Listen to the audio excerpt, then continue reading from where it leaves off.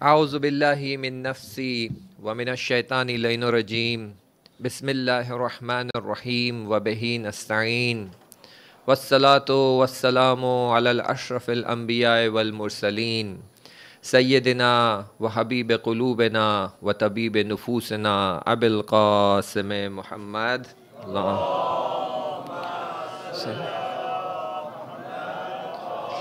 मुहम्मद व अज्जिल व अहले बैतिहि तय्यबीन अत्ताहिरीन अल-मासूमीन ला सियमा बक़ियतिल्लाहिल आज़म फ़िल अर्ज़ीन वल्लान दाइम अला आदाइहिम अजमाइन। अम्मा बाद क़ाल अल्लाहु तआला फ़ी किताबिल मुबीन व किताबुहुल हक़ व क़ौलुहुल हक़।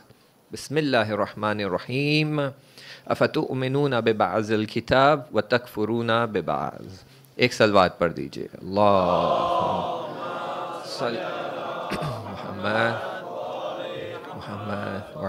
फरज। बहस हमारी बढ़ते बढ़ते बहुत तेज़ी से अय्याम भी गुज़रते जा रहे हैं, तो बहस भी हमारी तेज़ी से बढ़ते बढ़ते इस मकाम पर आ गई है कि हमने कहा कि खुदा ने जनाब आदम को खल्क किया है और उनकी फितरत में, उनके वजूद में अहलुल बैत के अस्मा रखे हैं, और कहा कि हर शय जो है खुदा की तरफ पलट कर जा रही है, हरकत कर रही है, और वैसे ही हर शय अपने दिल में अहलुल बैत की मोहब्बत लेकर कमाल की तरफ बढ़ रही है। और खुदा ने इख्तियार दिया है इंसान को और कहा है कि एक तकवीनन तुम्हारा रास्ता है जो मैंने तुम्हारे वजूद में रखा है कि तुम नेचुरल ऑर्डर के हिसाब से उस तरफ बढ़ते रहो, उस तरफ पलट कर आओगे, और एक बार इख्तियार अपना इस्तेमाल करते हुए, फ्री विल का इस्तेमाल करते हुए आओगे तो तेज़ी से पहुँचोगे और कमाल तक पहुँचोगे। और इसके बाद हमने कहा कि ये फ्री विल का जो इस्तेमाल है, इसका फ़ायदा या बेनिफिट ये है कि इस फ्री विल के ज़रिए हम पहले इल्म हासिल करते हैं, फिर मारिफत हासिल करते हैं, और उस मारिफत के ज़रिए यकीन की मंजिल पर पहुंचते हैं, और जब यकीन हासिल हो जाता है तो हम इताअत करने लगते हैं। और इसके बाद हमने कहा कि तमाम कायनात में, पूरी कायनात को जब हम मद्देनज़र रखते हैं तो पूरी कायनात में आपको सिर्फ दो सिस्टम मिलेंगे। एक तरफ नूर का सिस्टम मिलेगा और एक तरफ जुल्मात का सिस्टम मिलेगा। और यहाँ पर खुदावंद मुताल बहुत ही वाज़े अंदाज में हमसे कह रहा है कि हमने तुम्हारे सामने ख़द तबय्यन रुश्दो मिनल गई। अब जिस जुमले पे बात ख़त्म हुई थी वो ये कि कुछ अफराद आकर कहते हैं ला इकराहा फिद्दीन। देखिए, ये जब आयत हम आधी पढ़ते हैं तो उसका नुकसान भी फिर भरपाना पड़ता है, उसकी भरपाई करने की ज़रूरत है। तो हर्जाना जो है वो फिर भरते हैं हम। क्यों? क्योंकि आयत को आधा जिक्र किया है, जबकि आपको आयत को पूरी तरह देखने की ज़रूरत है। तो खुदावंद मुताल सिर्फ ये नहीं कह रहा है ला इकराहा फिद्दीन और इसके बाद रुक नहीं गया। खुदावंद मुताल कह रहा है ला इकराहा फिद्दीन क़द तबय्यन रुश्दो मिनल गई। यानी ये कि ए बंदो, मोमिनो नहीं, मुसलमानों भी नहीं, ए बंदो यानी वो हर चीज़ जिसको मैंने खल्क किया है और इख्तियार दिया है, यानी इंसान, बशरियत, ए बशर, दीन इंतखाब करने के लिए तुझ पर कोई इकराह और प्रेशर नहीं है। तेरे सामने कई तरह के दीन मौजूद है, जाओ रिसर्च करो, तहकीक करो, और इसमें से जिस दीन के लिए तुम्हारे दिल में यकीन हासिल हुआ है उसे इंतखाब कर लो। लेकिन बात यहां रुकती नहीं है। बात बहुत ही जालिब और बहुत ही इंटरेस्टिंग है। वो क्या कि खुदावंद मुताल जब कह रहा है कि क़द तबय्यन रुश्दो मिनल गई, तो खुदावंद मुताल एक यहां पर क्लेम कर रहा है, एक इद्दिया कर रहा है, क्लेम कर रहा है। क्या क्लेम कर रहा है? कह रहा है तुम जाओ, तुम्हें जितनी रिसर्च करना है कर लो, हर रिसर्च के बाद, हर बहस के बाद, हर तहकीक के बाद इसी नतीजे पर पहुंचोगे कि इस्लाम बेहतरीन दीन है, क्योंकि हमने तुम्हारे लिए सारी बातें खोल के रख दी है। तो तुम्हारे लिए जबर नहीं है, इकरा नहीं है, तुम अपनी रिसर्च कर लो, लेकिन नतीजा यही होगा कि तुम पलट कर यहीं आओगे। अच्छा, जो लोग इस आधी आयत को पढ़कर फायदा उठाना चाहते हैं वो कहते हैं ला इकराह फिद्दीन, आप हमें मत कहिए हमें क्या करना है दीन में। नमाज के लिए मत कहिए, रोजे के लिए मत कहिए, खुम्स के लिए मत कहिए, हिजाब के लिए मत कहिए। किसी चीज, दीन ने जितने वाजिबात और मुहर्रमात रखे हैं उनके बारे में हमें कुछ मत कहिए। क्यों? ला इकराह फिद्दीन, खुदा कह रहा है दीन में इकराह नहीं है।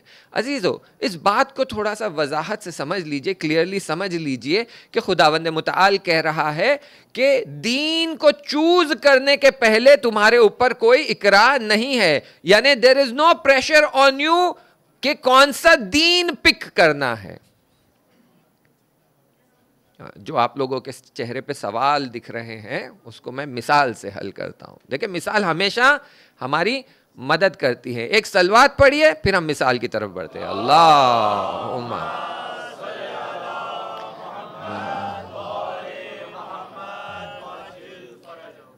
अपने बच्चे को स्कूल में डालना है, ला इकराह फिस्कूल। कौन से स्कूल में डालना है इसके लिए आप पर कोई भी प्रेशर नहीं है। जाइए आप तहकीक करें स्कूल के बारे में। एक्स स्कूल है, वाई स्कूल है, जेड स्कूल है, ए स्कूल है, बी स्कूल है, सी स्कूल है।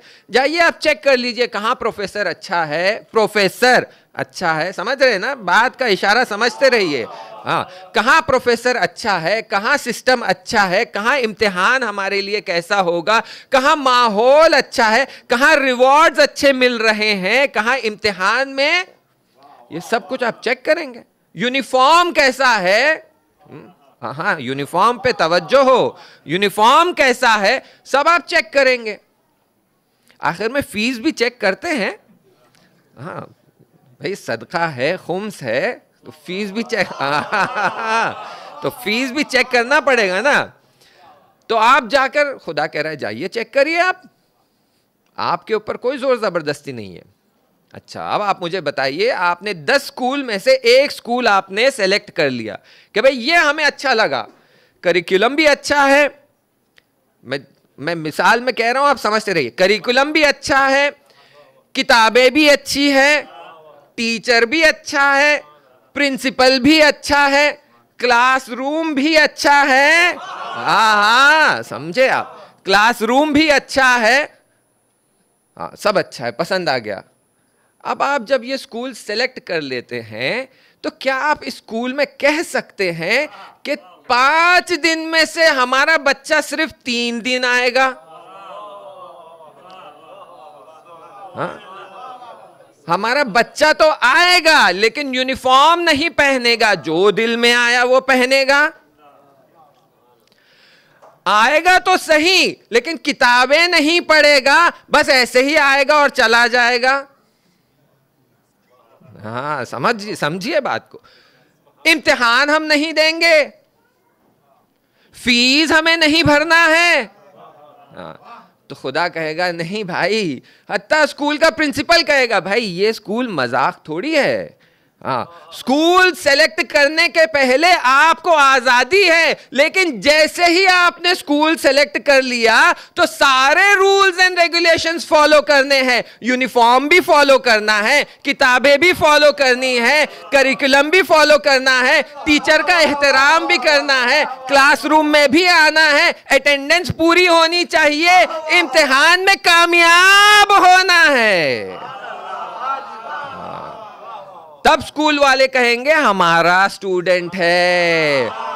समझ गए? तो भाई ला इकराहा फिद्दीन ये स्कूल सेलेक्ट करने के पहले है, स्कूल सेलेक्ट हो गया तो सब कुछ दिफा।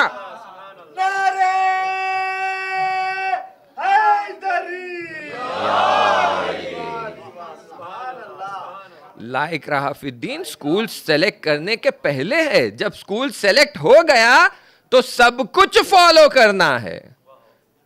हाँ, जब फॉलो नहीं करेंगे तो आपको रेस्टिगेट किया जाएगा, नोटिस आएगी बाज़ाफ्ता आपके लिए कि क्या हो रहा है, आप बिलाखिर इस स्कूल के हैं या नहीं है। वो नोटिसें आती हैं हमारी जिंदगी में। कल डिस्कशन हुआ है इसका कि कहीं ठोकर लग गई, कहीं स्टॉक डूब गए, कहीं कार का एक्सीडेंट हो गया, ये सब नोटिस है हमारे लिए कि भाई स्कूल के हो या नहीं हो। तो ला इकराहा फिद्दीन जो कहा जाता है वो हमारे लिए क्लियर होना चाहिए कि खुदावंद मुताल कह रहा है कि आपके लिए हमने सब कुछ खोल के रख दिया है। क़द तबय्यना रुश्दो मिनल गई, सब आपके लिए वाज़ेह है। अब आप इसको नजर में रखते हुए अपना स्कूल सेलेक्ट कर लीजिए। इसके बाद खुदावंद मुताल हमारी गाइडेंस कर रहा है, हमें गाइड कर रहा है, कह रहा है भाई हम जानते हैं इतनी वैरायटी है स्कूल्स की, क्या आपको सेलेक्ट करने में मुश्किल होगी। तो आइए मैं आपको थोड़ी सी गाइडेंस करता हूं। अल्लाहु वलियुल्लज़ीना आमनू युखरिजुहुम मिनज़्ज़ुलुमात इलन-नूर वल्लज़ीना कफ़रू औलियाहुमुत तागूत युखरिजूनहुम मिनन-नूर इलज़्ज़ुलुमात। यानी कह रहा है कि भाई हमने सारी बातें आपके लिए खोल के रख दी है। अब आप स्कूल सेलेक्ट करते समय आपको क्या चेक करना है, क्या चेक करना है, ये चेक करिए कि कौन सा स्कूल आपको नूर से मिला रहा है और कौन सा स्कूल आपको नूर से निकालकर जुल्मात की तरफ ले जा रहा है। नूर को ढूंढिए। तो खुदा कह रहा है पूरी कायनात में दो ही सिस्टम मौजूद है, एक नूर का सिस्टम है, एक जुल्मात का सिस्टम है। नूर का सिस्टम कहां मिलेगा? अहलुल बैत के घराने में मिलेगा। जुल्मात का सिस्टम कहां मिलेगा? वो हर शय जो अहलुल बैत के साथ नहीं है, यानी हर वो शय, हर वो चीज जो खुदा को नहीं मानती, वो वाज़ेह है हमारे लिए, क्लियर है बात कि जो खुदा को नहीं मानते। सो जनरली आप ये सुनते भी हैं माहौल में, कभी कभी आपको टेलीविजन पे सुनाई देता है, either you are with us और यू आर अगेंस्ट अस। तो यहां पर बात यही है कि या हम खुदा के साथ हैं। अब देखिए इनमें से कुछ लोग हैं जो कहते हैं कि नहीं ये तो बहुत बड़ी जबरदस्ती है भाई, यानी क्या, या आप इस तरफ है या उस तरफ है, बीच में कोई ग्रे एरिया नहीं है, ये ऐसा थोड़ी होता है। बिलाखिर हम चाह रहे हैं कि हम चुपचाप बैठें और देखें क्या माजरा हो रहा है, फिर हम डिसाइड करेंगे। तो खुदा कहता है मुश्किल नहीं है, डिसाइड करें। आप थोड़ा टाइम लेना चाहते हैं टाइम लीजिए, लेकिन डिसाइड करें। अगर डिसाइड नहीं करेंगे तो आपको ज़ियारत में मिलेगा वलान अल्लाह उम्मतन ज़लमत का, वलान अल्लाह उम्मतन क़तलत का, वलान अल्लाह उम्मतन समियत बिज़ालिका फर्जियत पे। हाँ, चुप बैठने वाले जो ये कहते कि हम बीच में हैं, ना इस तरफ ना उस तरफ, थोड़ा सा आपका मिजाज हल्का हो जाए। दीवार पे बैठी मुर्गी जब अंडा देती है तो हर दो तरफ लोग मुंतजिर रहते हैं, इस तरफ गिरेगा या उस तरफ गिरेगा। ये हमारी हालत दीवार पे बैठी मुर्गी जैसी नहीं होना चाहिए, ये हमारी हालत नहीं होना चाहिए। सिटिंग ऑन द फेंस हमारे लिए क्लियर होना चाहिए कि हम इस तरफ है या उस तरफ। और ये आपको कुरान में इसकी कई दास्तानें मिलेगी। इसमें आपको सब्बत वाली दास्तान मिल जाएगी। बहुत तेजी से बयान करके जा रहा हूं क्योंकि मुझे जितना याद आ रहा है मैंने पहले ये बयान कर दिया था कि कहा गया कि आप संडे को फिशिंग नहीं करेंगे। तो कहा अच्छा संडे को फिशिंग नहीं करना है तो क्या किया जाए, बस नेट डाल के रख देंगे, जो मछलियां पकड़ी जाएगी मंडे को हम निकाल लेंगे। संडे को हमने फिशिंग नहीं की। अब जब ये हो रहा था तो दो जमातें खड़ी हो गई। एक तो सीधा सीधा वो जमात है जो खुदा के हुक्म को पामाल कर रही है, एक जमात वो थी जो आकर इन्हें रोक रही थी, टोक रही थी, कह रही थी कि तुम क्या कर रहे हो, खुदा के साथ मजाक करना चाहते हो?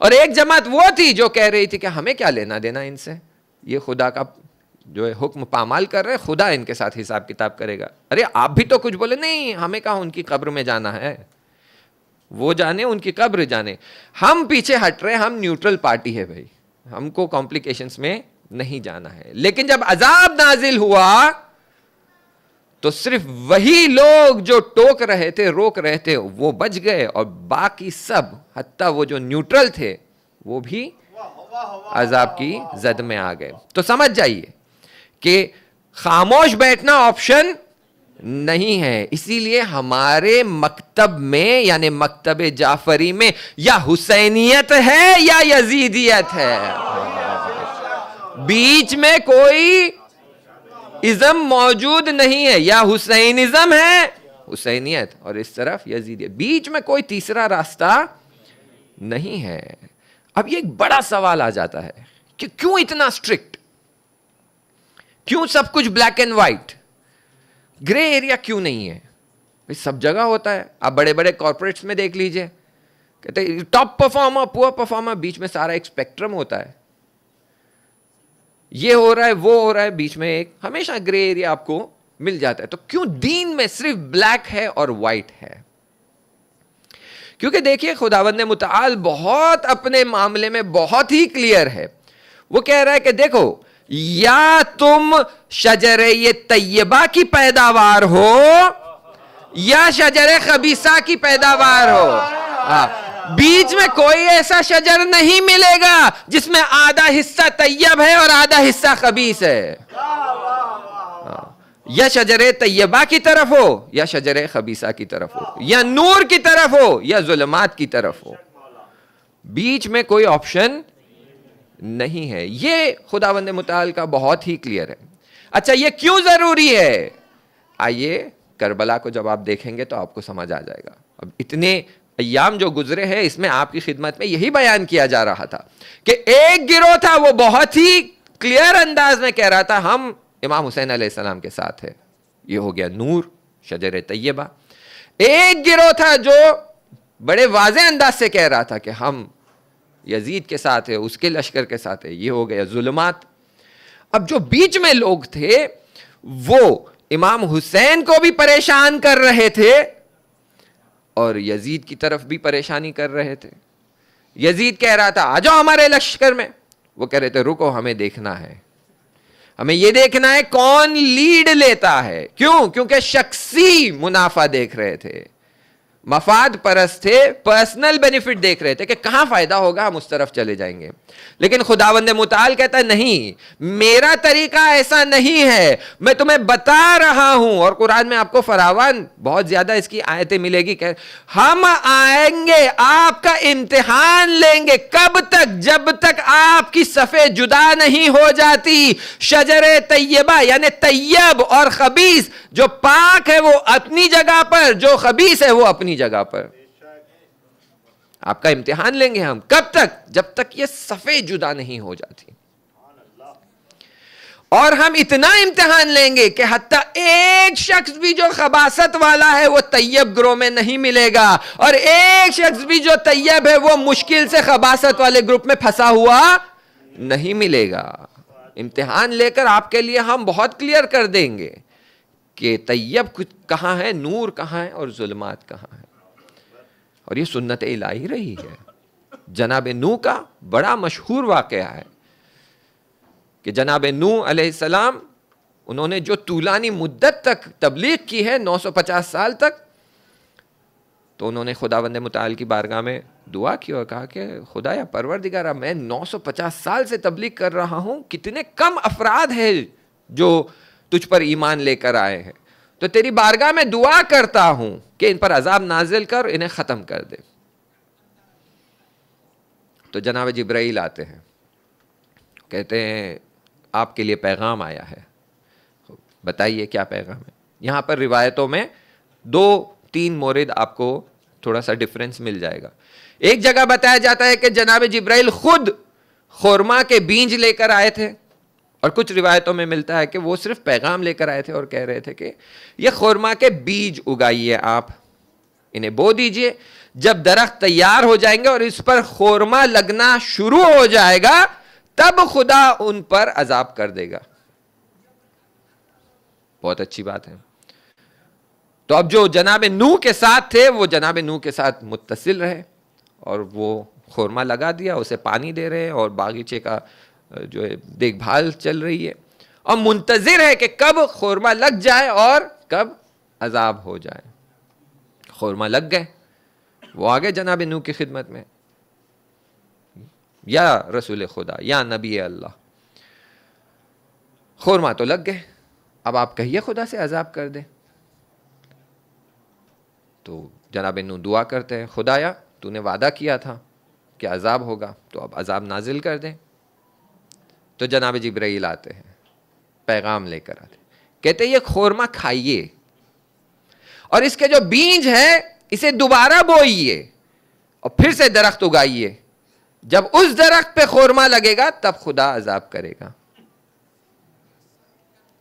खुदावंद मुताल इतना आसानी से लोगों पर अजाब नहीं करते थे। वो देखें, पैगंबर के लिए कहते हैं रहमतुल लिल आलमीन, तो खुदा के दिल में तो अपनी मखलूक के लिए फरावान रहमत और मोहब्बत है। वो इतनी आसानी से हर कौम पर अजाब कर दो, हो कर दिया, यहाँ कर दो, ऐसा नहीं है। वो मोहलत देते थे, खुदावंद मुताल मोहलत दिया करता है। तो कहा अब ये दूसरा बागीचा आपका बनाइए, जब इसमें खोरमा लगेंगे। इस तरह 10 बार ये रिपीट हुआ, खोरमा खाइए, बीज जो है उगाइए, दरख्त लगेंगे, खोरमा लगेगा, लग गए खोरमा, अजाब नहीं, अब फिर दोबारा खाइए, फिर। अब ये 10 बार जब चल रहा था तो इनमें से कई ऐसे लोग थे जो कहने लगे हमें लग रहा है ये पैगंबर झूठे हैं, ये खुदा का कैसा वादा है कि ये जो है, ये देखिए ये खुदा ने कई बार इम्तिहान लिया है। आपने देखा होगा और पढ़ा भी होगा रिवायतों में, आसार सारे नजर आ रहे थे, सब मुंतजिर थे कि जनाब ईसा की विलादत होगी, लेकिन विलादत हुई जनाब मरियम की। इम्तिहान लिया, एक लेवल पीछे कर दिया, कहा हम देखना चाहते हैं आपके अंदर वो सब्र है, हम पर ईमान है या नहीं है। तो यहां जब 10 बार ये डिले हुआ तो जनाब नूह के साथ जो लोग थे वो साथ छोड़ना उन्होंने शुरू कर दिया। 5 बार, 6 बार, 7 बार, अब जनाब नूह के साथ बहुत कम लोग बच गए। 10 बार हो गए, उसके बाद बहुत ही कम तादाद बची हुई थी। तो जनाब नूह ने कहा खुदाया 10 बार हो गया, उम्मत छोड़कर जा रही है, कुछ तो राह हल बताइए। तो यहां हुक्म आया कि किश्ती बनाओ। हाँ, इम्तिहान, खुदा जब इम्तिहान लेता है तो इतना आसान और सादा इम्तिहान नहीं होता है। क्यों ले रहा है? तैयब और खबीस को पाक करना है। क्यों? क्योंकि बीच में कोई मुनाफिक ना रह जाए। हाँ, मुनाफिकों की कमी नहीं है। तो खुदावंद मुताल कहता नहीं अब किश्ती बनाइए। तो लोग कहने लगे जनाबे नूह ये क्या मजाक है, हम बियाबान में हैं, समंदर के किनारे नहीं है, यहां किश्ती का क्या काम, और इतनी बड़ी किश्ती। फिर लोग साथ छोड़ना शुरू कर दिया। आखिरकार बात यहां पहुंची कि जनाब नूह के साथ कुछ ही अफराद बच गए और कहने लगे हमें कोई फर्क नहीं पड़ता कि खुदा अजाब करे या ना करे, उनको नाबूद करे या ना करे, हमारे लिए आपका हक होना साबित हो चुका है, हम आपके साथ हैं। यानी ये कि हमारे लिए इमाम हुसैन अलैहिस्सलाम का हक होना साबित तो हो चुका है। 1400 साल से आपके साथ है, हमारी नस्लें आपके साथ रहेंगी। लेकिन याद रहे मुनाफिक फिर भी आते रहेंगे। तो जब तक ये वाज़े ना हो जाए, ये सफ़े जुदा ना हो जाए, तब तक, अभी तो हमारा इम्तिहान शुरू भी नहीं हुए हैं। शिया उम्मत के इम्तिहान शुरू भी नहीं हुए, अभी तो हमारे इम्तिहान शुरू होंगे, बड़े सख्त इम्तिहान आएंगे।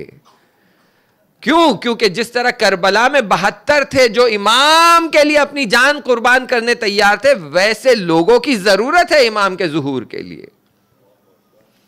और जब तक तैयार नहीं होंगे इमाम का ज़ुहूर भी नहीं होगा। अगर हमें लग रहा है कि भाई हम आज़ादारी कर रहे हैं, मातम कर रहे हैं और फर्श अज़ा बर्पा हो रही है, तो इससे जो है सब कुछ सेट हो जाएगा, तो नहीं, ऐसा नहीं है।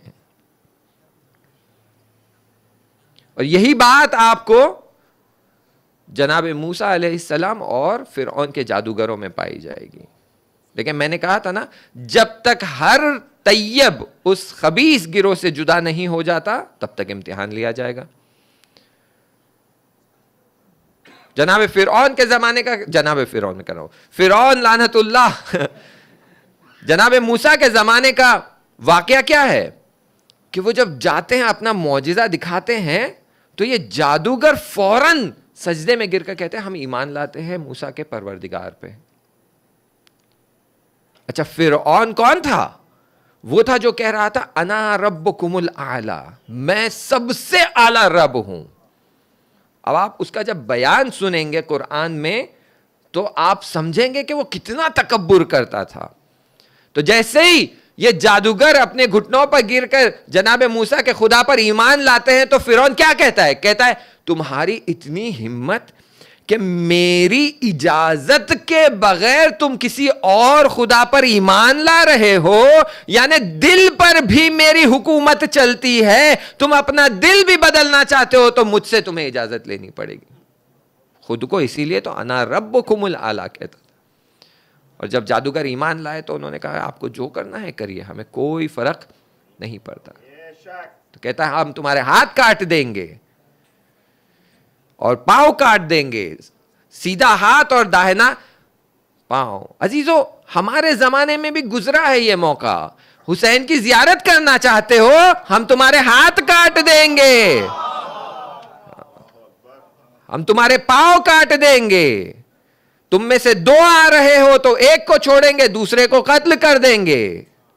या हमारे जमाने में भी ऐसे फिरौन गुजरे हैं। तो फिरौन के जादूगरों ने क्या कहा? तुम्हें जो करना हो कर लो, हमने ऐसे खुदा पर ईमान लाया है जो दुनिया में भी हुकूमत रखता है और आखिरत में भी हुकूमत रखता है। तो हुसैन के चाहने वाले वो भी यही कह रहे थे कि हमारे दिलों में हुसैन इस तरह बस गए हैं कि तुम हमारा हाथ काट लो, हम जियारत पर जाएंगे। तुम्हारी कुदरत सिर्फ इस दुनिया में महदूद है, दुनिया के बाहर तुम्हारी कोई कुदरत मौजूद ही नहीं है। तो वो कहता अना रब्बुकुमुल आला, और फिर उसने जादूगरों को कत्ल कर दिया और ये सफ़े जुदा हो गई। जब ये सफ़े जुदा हो गई तो फिर खुदावंद मुताल का प्रोग्राम स्टार्ट हो जाता है कि किस तरह बात को आगे बढ़ाना है, किस तरह बात को ख़त्म करना है, कहाँ पर अजाब करना है, किसे बचाना है। ये सारा प्लान फिर खुदावंद मुताल ने शुरू कर दिया। तो अजीज़ों, इमाम हुसैन अलैहिस्सलाम ने भी यही बात अपनी मुहक्कक की है कि वो जब मक्के में थे तो उन्होंने अपनी हुज्जत तमाम कर दी और कह दिया कि मैं जा रहा हूं करबला की तरफ, तुम में से जो तैयब है आओ मेरे साथ।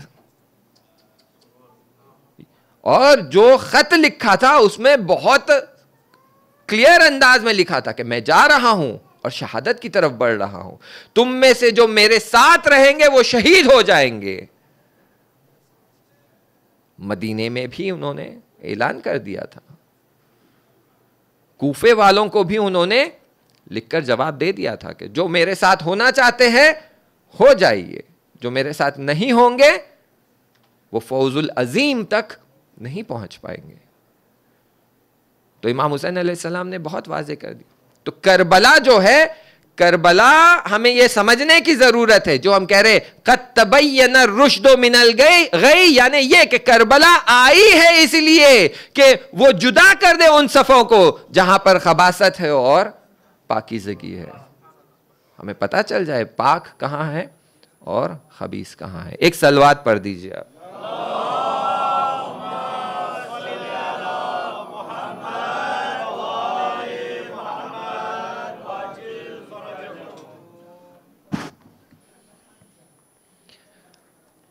तो हमारे लिए क्लियर होना चाहिए ये बात, ला इकराह फिद्दीन क्या माना रखते हैं? सिस्टम ऑफ नूर, सिस्टम ऑफ जुल्मात, किसका दामन थामना है? ऐसे ही आप देखेंगे जिनके लिए ये बात वाज़े हो चुकी थी, जिनके लिए ये बातें क्लियर हो चुकी थी, वो जानते थे किसका दामन थामना है। मुदाफ़िआन हरम यानी वो अफराद जो हरम हज़रत बीबी ज़ैनब के हरम की दिफा कर रहे थे, उनमें से एक शख्स का ये वाक़या है कि वो जाते थे, दिफा करते थे, और फिर उनको जब वो मुद्दत ब्रेक मिलती तो वो वापस आ जाते थे। लेकिन जब भी वो हरम की दिफा के लिए जाते तो उनकी मां यहां पर बड़ी मन्नतें मांगा करती थी, वास्ते दिया करती थी कि मेरा बच्चा जंग से बचकर आ जाए, सही हो सालिम, और जिंदा रह जाए। मैं चाहती हूं मेरा बच्चा परवान चढ़े। वो जंग से बचकर आ जाते। एक दफा चाहते थे कि आखिरी विदाई करे, तो मां के कदमों में गिर गए, बूसा लेने लगे और जनाब अली अकबर अलैहिस्सलाम के मसाइब पढ़ना शुरू कर दिए। तो मां समझ गई कि बेटा किस बात की तरफ इशारा कर रहा है। बहुत गिरिया किया, गले से लगाया, और गिरिया करने के बाद बेटे ने माँ की खिदमत में एक लिफाफा दे दिया। कहा कि माँ मेरी ये वसीयत है, जब तुम्हें खबर मिलेगी तब ये खोल कर देखना। बेटा जंग पर चला गया और कुछ ही दिन बाद खबर आई कि बेटा शहीद हो गया है। तो माँ ने ख़त खोला और ख़त में पहला जुमला इस शहीद का ये लिखा है कि माँ मेरे लाशे को 3 दिन तक दफन नहीं करना, मेरे लाशे को इसी तरह घर में पड़ा रहने देना। फिर नीचे लिखता है कैसे मुमकिन है कि मेरे मौला का बेगोर कफन लाशा करबला की तपती ज़मीन पर पड़ा रहे, सर तन से जुदा रहे, और मेरे लाशे को पहली ही शब में दफन किया जाए, ये मैं बर्दाश्त नहीं कर सकता। दूसरा जुमला लिखते हैं माँ अज़ाए हुसैन में बीबी ज़ैनब तशरीफ़ लाती है, बीबी फ़ातिमा तशरीफ़ लाती है, तो वो ख़वातीन जिनके हिजाब सही नहीं है उन्हें इस अज़ादारी में आने मत देना। माँ फ़ातिमा का दिल बड़ा दुखेगा, बीबी ज़ैनब को शाम याद आ जाएगी, बीबी ज़ैनब को बाज़ार कूफा याद आ जाएगा, याद आ जाएगा कि कैसे चादरें छीनी गई थी। तो जो ख़वातीन बदहिजाब है उन्हें आने मत देना। हाँ ज़ादारो, ये शागिर्द करबला है, करबला से दर्स लिया है इन्होंने।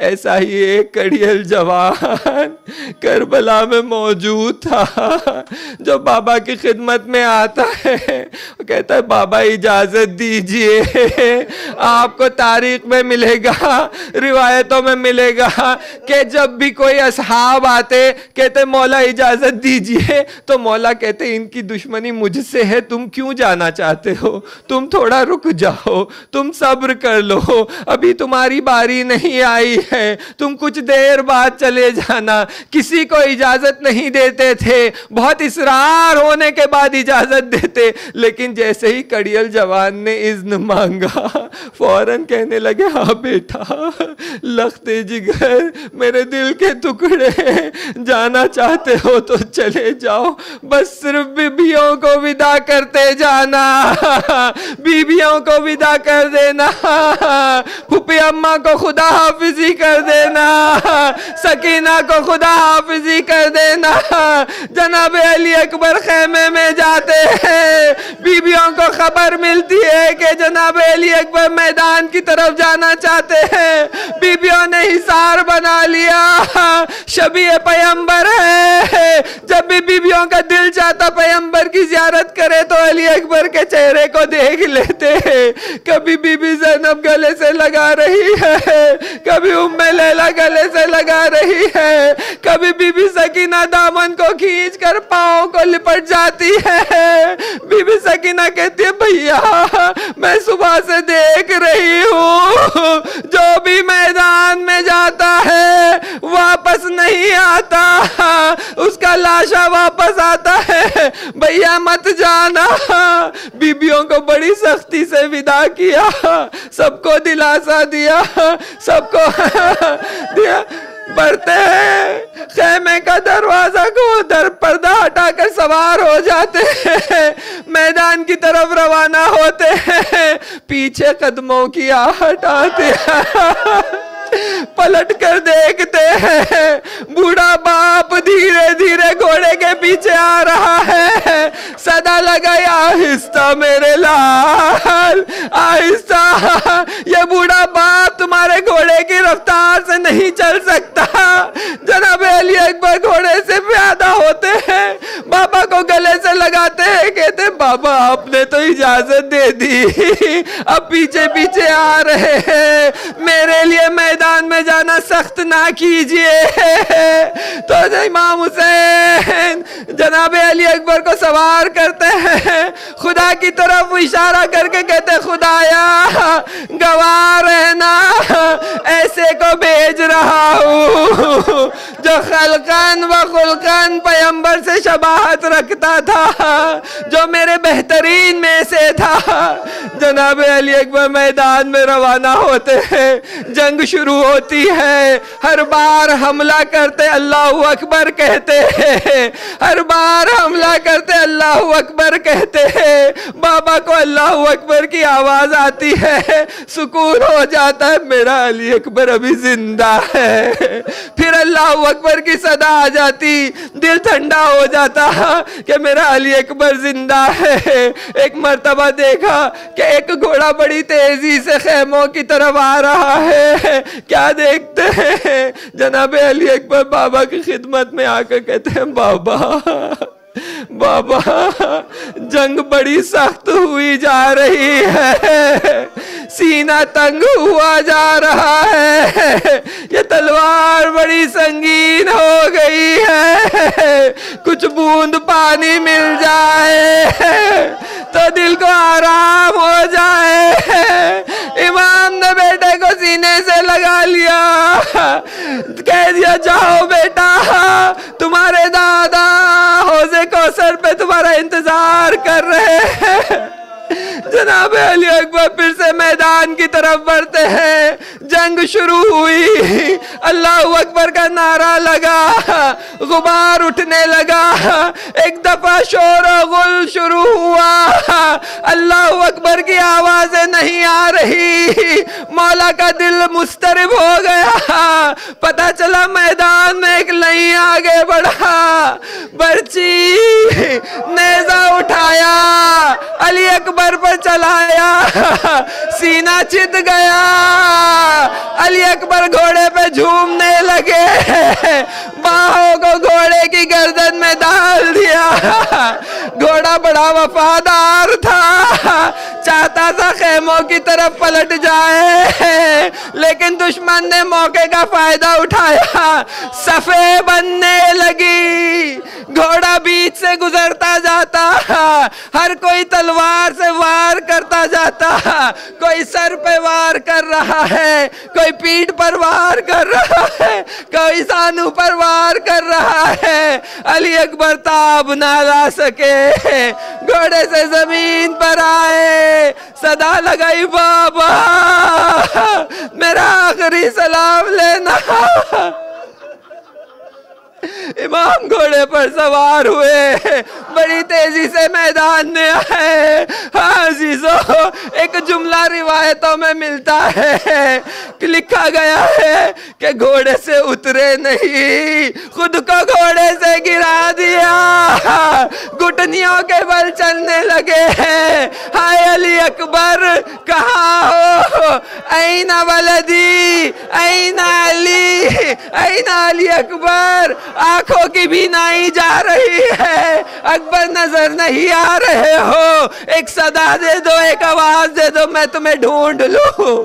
लाशे के सराहने पहुंचते हैं, बेटे को आगोश में लेते हैं, क्या देख रहे हैं, सीने में बरसी पैवस्त है, बदन पे इतने जख्म है, दुश्मन ने बदन की बोटी बोटी कर दी। कहने लगे लईनो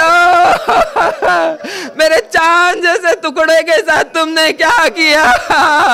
खुदा तुम्हारी नस्लों को काट दे। चाहते थे लाशे को खेमे में ले जाए, सदा लगाई बनी हाशिम आ जाओ। बूढ़े बाप से जवान बेटे का लाशा नहीं उठता। अला लानतुल्लाहि अलल कौमिज़ ज़ालिमीन।